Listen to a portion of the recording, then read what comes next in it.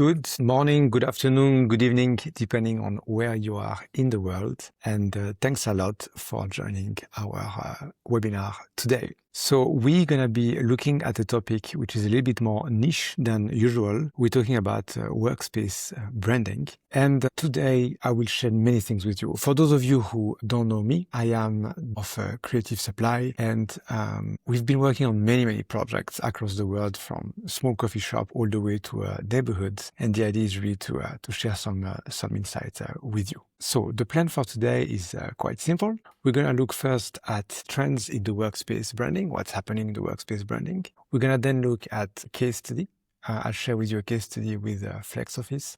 So what are the trends in a workspace and what is happening? I think, if you look at workspace and the evolution of workspace, we can tell that not much has changed, right? It's, a person with a desk and a place to sit and something to write on. And if you fast forward 2000 years, you kind of have the same concept, right? A desk and a place to sit and a place to write on. So that means that fundamentally, the way to deal with Office, fundamental of it hasn't changed. That means that a lot of the creativity, innovation, or the trends connected to it are about how we use that. But the desk itself, I think it's nowhere to go. And if you look at the evolution, from 1900s all the way to today, the office came straight out of the factory initially, right? So you would have like these factory types of working, and then suddenly you say, well, we need people at desk to kind of do the tasks that manages the people in the factory. So the inspiration from an office came straight from the factory. Things about, pointing in and out when you get out so that you can count the time. So even the measure of time is quite important in office, in workspace design. And then open plan office, then suddenly the corporate companies in the 1950s started to use the office as flagship, something that continues all the way to today. Then comes the cubicle, then someone says, hey, maybe you don't need to have a fixed office, and then co-working exploded in 2005, 2010. COVID brought remote and hybrid work. And today, maybe we are more about experience first office. And that's something we're going to discuss afterwards. So one thing important is that, this is not workspace branding, or at least it's not workspace branding anymore. And by this, I mean, we have a brand with like a mission, vision statement, and we have values, and you just put them on the wall and act like this is it. You've branded your office. I think it was never exciting, even back then. I think now it's borderline lame or ridiculous. So what exactly is an office branding about today? How do you bring a brand into an office if you don't just write your brand values on the wall in the canteen? And this is something I've been speaking a lot, and I always mention this in most of the webinars. I think we need to make a difference between what is a surface brand, so basically a logo on a wall, versus what I call a deep brand. And a deep brand is really, or deep concept, is really when a brand is acting as the OS, the operating system, and that kind of helps guide every decision you make within your brand, so your customer experience, but also within your office design, because as we'll see, an office design is very much connected to portraying the image of a company, of a brand. The model we use, and I'll share with you the case study after that uses that model, is the brand experience blueprint. And in that model, you can really see that you have a story at the heart that then informs every element of a brand experience, the customer offering, the communication channels, the space design, etc. And to a certain extent, a workspace is no different, right? You've got a central story, and after that, you've got a lot of elements around it that needs to be aligned with that central story. So I think workspace is evolving, and if you look at a bit of the trends, I think one thing is the way workspace is increasingly an identity marker. To an extent, it always was for certain types of people, but now it has become much more ubiquitous. And think about the Maslow pyramid, which I am sure you have already seen. The Maslow pyramid is basically telling you what are the needs, okay? And at the very bottom of the Maslow pyramid, you have, safety and physiological. And if you think a brand like Regus, which I think most of you know, what they offer you is that the safety that your office environment will be working. Wi-Fi will be working, the table will be clean, the window will be soundproof, there's going to be drinking water and coffee. You can go to Regus. Things are going to be okay. And that's basically That's basically the basics. And then as we go up, you start to build up that what I call identity marker, WeWork or Spaces. By the way, Spaces is a brand developed by Regus. They don't just offer you a desk. I think they're really about offering you a sense of belonging to a specific types of niche or group. And finally, all the way up, maybe Soho House or like a Soho Work actually, or One Alfred Place in London. Those are almost prestige marker saying, oh, this is where you work from. So you have means, you have style, you have culture, and that's why you work there. So they become identity marker. What we see a lot in this identity marker and what you see is the notion of workspace that are more and more niched and focused on specific types of audience. And one example would be, for example, this thing with Fongit we have done in Geneva. Fongit is one of the largest innovation incubator in Switzerland, but that also acts as an office for many startups. So when you work there, you want to send the signal that you belong to that community. And I think the brand strategy and design we did at the time was very much about bringing the Fongit brand and logo across different media and not just having a simple logo. It's about, the color, it's about the tone of voice, it's about the office design. And all of this comes together to create a sense of, I belong to the Fongit community. Workspace as a corporate branding artifact, nothing new, but we see very strong examples, both from Geneva today, where I'm from. Richemont, the HQ in Geneva, is akin to a boutique, a luxury boutiques, and it's basically representing the level of Richemont. Or Lombardier, which is less common for a bank that opened a giant and beautiful design done by a star architect to basically portray establishment and power. So an office is increasingly an extension, or at least a headquarter, an extension of who you are as a brand. And Workspace as a hospitality destination. This is true for co-working or workspace with different companies, as well as with companies that have their own office. And the pictures you see are some shots from the Rosewood Hotels brand, headquarter in Hong Kong. And their office has the level of finishing and look and feel and hospitality experience that you would find in one of their hotels. So as people work less and less in an office, but come there every now and then, having that office focused on meeting, exchange, hospitality experience fundamentally makes total sense. So we see the two words, right? Workspace and hospitality increasingly merging.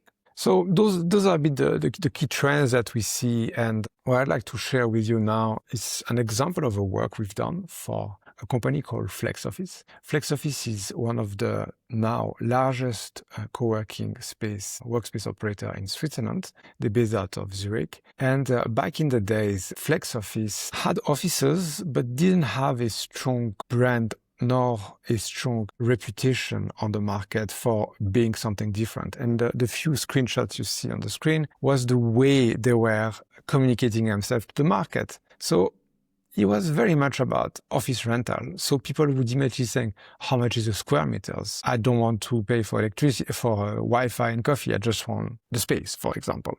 And the whole look and feel, the way they spoke, the way they look, really gave the impression that they were just renting an office, which is okay, but it's very price sensitive because the minute you rent square meters, well, they are being compared, but the minute you rent or offer an experience, things start to change. And what you can see on the screens are some of the questionings that the team had at the time and the briefing that they had. And as you can see, it was a lot about obviously driving sales, having more people coming into the office and basically wanting to rent out from them. But it was also about changing the perception that people would have by saying, hey, we have much more than just an office. We also have an entire experience you can be part of. And that was really at the heart of the brief. So the shift in positioning that we did, and I think we speak about framing at Creative Supply, is that FlexOffice used to be framed as an office rental company,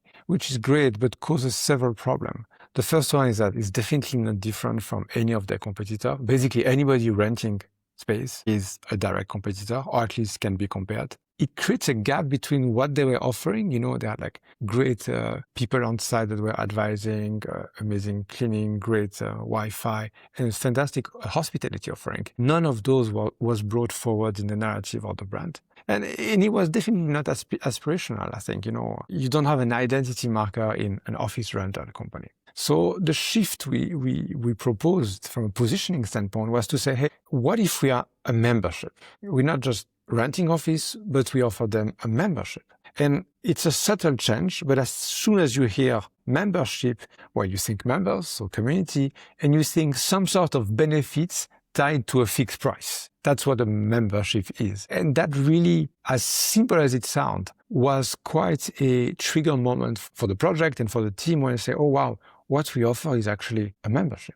So once we were there, strategically speaking, we started to tell the story of a community of members. So it's one membership, endless possibilities, which a bit cheesy, but remain the tagline until today. And about telling the story, it's about a new way of working. It's where great minds meet. It's about, having that experience with different types of people and different viewpoints. So as you can see, the narrative has nothing to do with the size of the desk and the speed of the Wi-Fi, because this is commodity.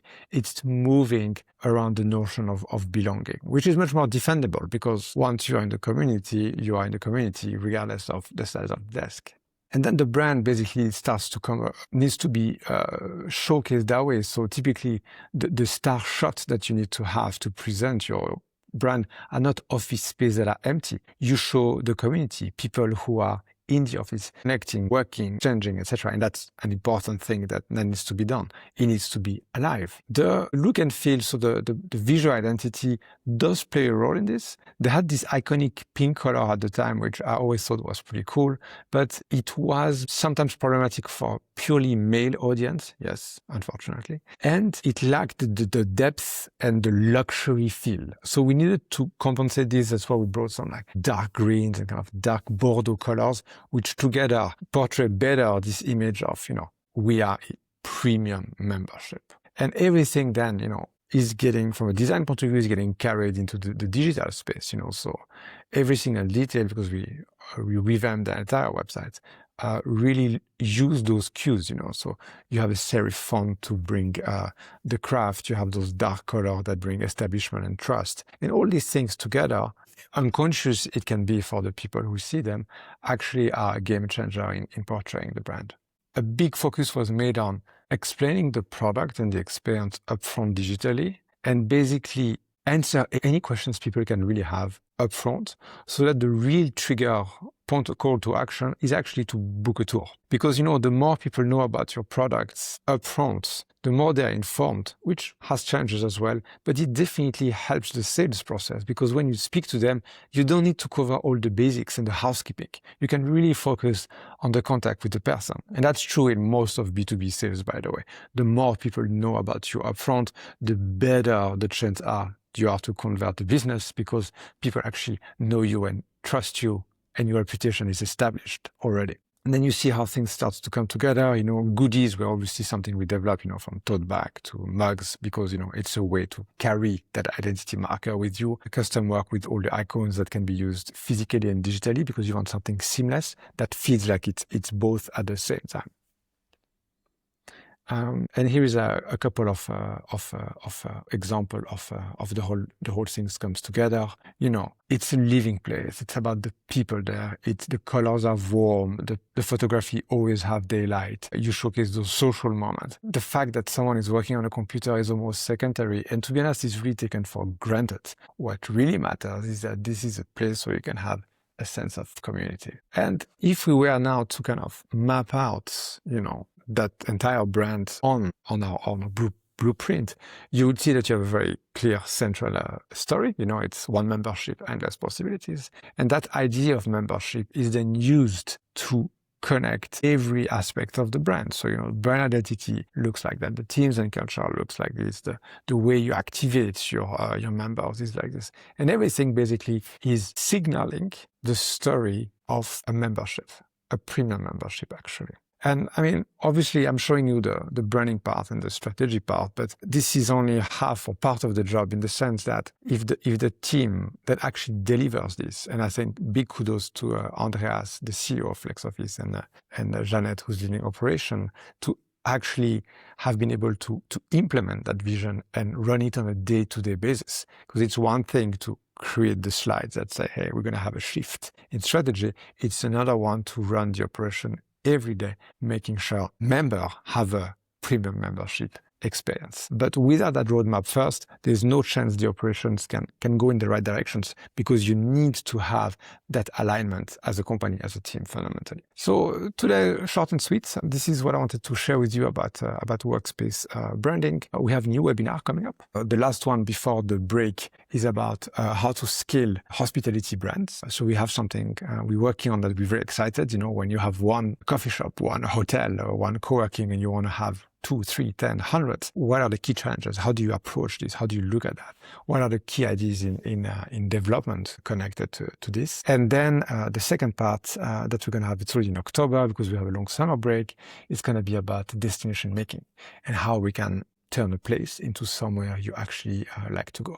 So feel free to register directly in the QR code here. And as some of you know, we have this private WhatsApp group, which is called The Brand Shift, in which we share regular, but not too much, don't worry about this, updates or cool ideas or inspirations about the world of branding and hospitalities, creativity, sometimes innovation, and even a bit of AI, but don't worry. And yes, this is my 5 seconds begging time.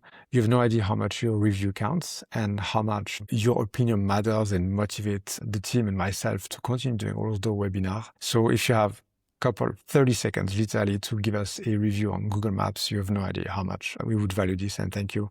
And that's it for today. I'd like to thank you all for joining our webinar today, and hope that this was somewhat insightful. And thank you very much, and goodbye.